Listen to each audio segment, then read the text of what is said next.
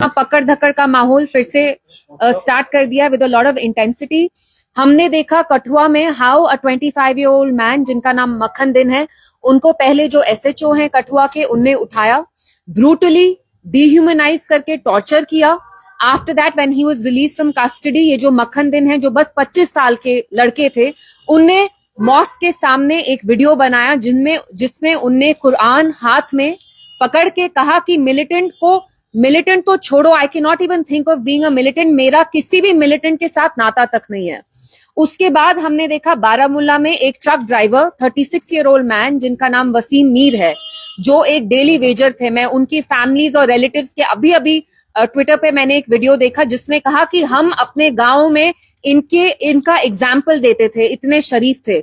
हमने देखा कैसे आर्मी ने उनको एक वाइल्ड गूस चेज पे, पहले तो मेरी समझ में नहीं आता, आप कहते हैं कि कोई सिविलियन को आपने वाइल्ड गूस चेज में 24 किलोमीटर्स चेज किया and then when you are targeting the tyres, आप उनके ट्रक ड्राइवर के टायर्स को डिफ्लेट करना चाहते हैं, वो गोली उनको कैसे लग गई and how was he killed, how was he fatally killed. And I also want to ask the army कि आपने अगर उनका ट्रक सीज किया तो आपको उनके ट्रक में से क्या मिला। और जो कठुआ में भी किलिंग हुई है, आप कह रहे हैं उनने सुसाइड कमिट किया है, बट ये हम सब जानते हैं कि जो विक्टिम भी थे उनने भी एक वीडियो बनाया जिसमें वो रोते रोते कहते हैं कि मुझे कैसे इनने डिह्यूमनाइज किया, मेरा कैसे टॉर्चर किया।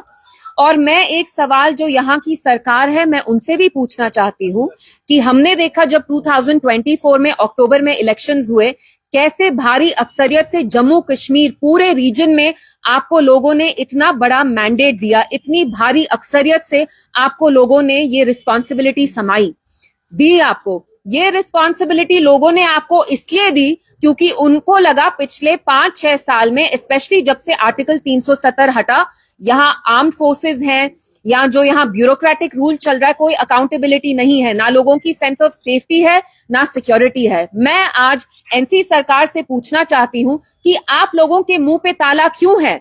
अगर आप हमारे लोगों को sense of safety and security नहीं दे सकते तो आप कुर्सी पे क्यों आए हैं? क्योंकि जब एलजी साहब की यहाँ एडमिनिस्ट्रेशन थी तब भी सेम माहौल था, पकड़ धकड़ का माहौल था। यहाँ जो इतनी सारी एजेंसीज हैं, वो एसआईए हो, नई नई एजेंसीज हो, पुरानी इंटेलिजेंस एजेंसीज हो, वो किसी को भी ओजीडब्ल्यू करार कह के, हाइब्रिड मिलिटेंट कह के उठाते थे, टॉर्चर करते थे। हमने देखा राजौरी पुंछ में दिसंबर 23 में आर्मी ने कैसे कोल्ड ब्लडेड तरीके से कितने सिविलियंस को वहां मारा, जो वहां इंक्वायरी भी हुई। Caravan has just done a story on it. So I want to ask the government कि पहले और अब में क्या फर्क है? 50 एमएलए होने के बावजूद भी आप यहाँ के लोगों को इज्जत नहीं दे रहे, उनको सेंस ऑफ सिक्योरिटी नहीं दे रहे, उनकी डिग्निटी नहीं दे रहे, तो आपको लोगों ने यहाँ क्यों चुना? आपको यहाँ लोगों ने इसलिए चुना ताकि आप यहाँ एक सेंस ऑफ अकाउंटेबिलिटी दे, एक रिलीफ दे। जैसे पहले यहाँ 5-6 साल में ह्यूमन राइट्स वायलेशंस होते आ रहे हैं, वो कहीं ना कहीं रुक जाते, अकाउंटेबिलिटी आती। लेकिन हमने देखा पिछले 2 दिन में कैसे दिन दहाड़े 2 लड़कों को मारा गया है, कोल्ड ब्लडेड मर्डर है, वो कठुआ हो या वो यहाँ बारामूला में हो, वसीम मीर जिनको शूट किया आर्मी ने। और मेरा आर्मी से सवाल है, जो हमारे यहाँ पुलिस है उनसे सवाल है, क्या आप OGW, militant, hybrid militant terminology, ambiguous terms use करके हम सबको मिलिटेंट करार ठहराएंगे? क्या यहाँ पे सारे बैठे हुए लोग हम क्या मिलिटेंट हैं?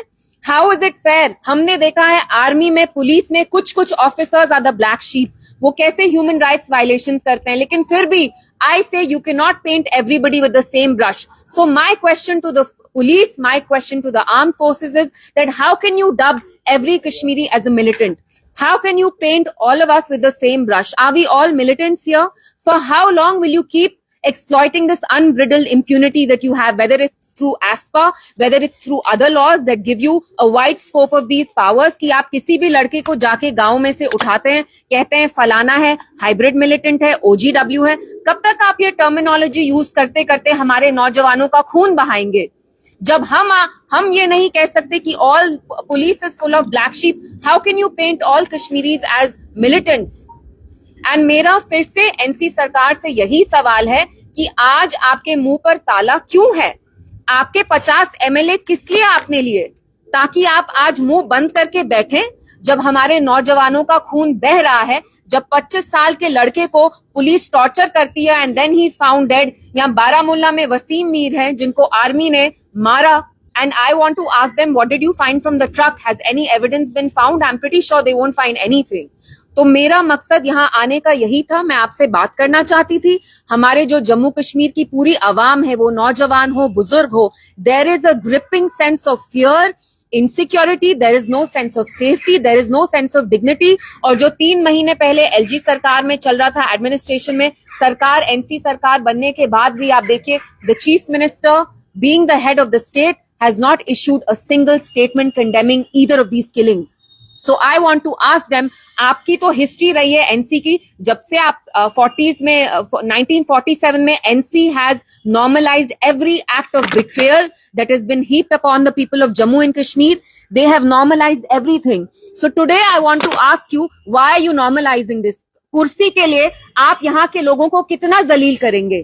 पहले तो हमारा अपना प्राइम मिनिस्टर था, झंडा था, कानून थे, आईन था, आज देने को कुछ नहीं है। तो आपकी कॉन्शियंस जो इतनी सिलेक्टिव है, मैं एनसी से पूछना चाहती हूँ, कब तक आप ये करते रहेंगे? कब तक आप ये जो हर एक एक्ट ऑफ बिट्रेयल है, आप उसको नॉर्मलाइज करेंगे? क्योंकि आपको कुर्सी की ग्रीड है, you want to capture power at any at any expense. So my whole purpose of coming here was speaking to the press about these human rights violations, 2 very serious, grave human rights violations that have happened within the span of 24 hours. And I want to make it very clear to the police and the armed forces, we are not here to impede or imperil your investigation in any case. We understand even you have a responsibility to protect, to uphold the law and order in Jammu and Kashmir. But at the same time, you cannot dub everybody as an OGW, you cannot dub everybody as a hybrid militant. यहाँ पे home ministry claim करती है कि normal सी, तो ये कैसी normal सी है कि आप हम सबको शक की निगाह से देखते हैं? आप कब तक हम सबको शक की निगाह से देखेंगे? आप तो कहते हैं 370 हटाने के बाद यहाँ इंटीग्रेशन हुआ, तो ये कौन सी इंटीग्रेशन है? इमोशनल इंटीग्रेशन कहाँ है जब आप हमें ऐसी गंदी शक की निगाह से देखते हैं? इट्स वेरी अनफॉर्चुनेट, लोगों ने भारी अक्सरियत से एनसी को इसलिए नहीं लाया ताकि वो आके ये बहाना मारते रहें और आपस में ये लोग फुटबॉल खेलें। Our lives are too precious, we are not going to get into all this कि होम हमारे अंडर नहीं है। अगर होम आपके अंडर नहीं है, what stops you from questioning this government from the LG? What stops you from questioning the MHA? आपको कहीं ना कहीं डर है, आप बस स्टेटहुड का राग अलाप करते हैं लाइक अ ब्रोकन रिकॉर्ड। आज आपके मुंह पे ताला है, मुंह में दही जमी है, क्योंकि आप इनको इरिटेट नहीं करना चाहते हैं, आप इनको अच्छा खासा मक्खन लगाना चाहते हैं। वरना आप मुझे बताइए, अगर आपके पास पुलिस नहीं है तो क्या आप एक स्टेटमेंट इश्यू तक नहीं कर सकते थे? क्या चीफ मिनिस्टर कठुआ जाके इनकी फैमिली को नहीं मिल सकते थे?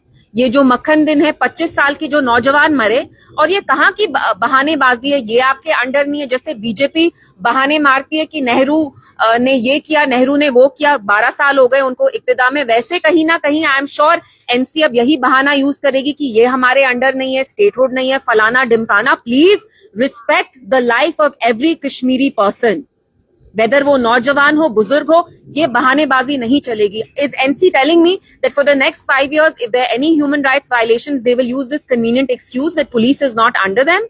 We expect better from them.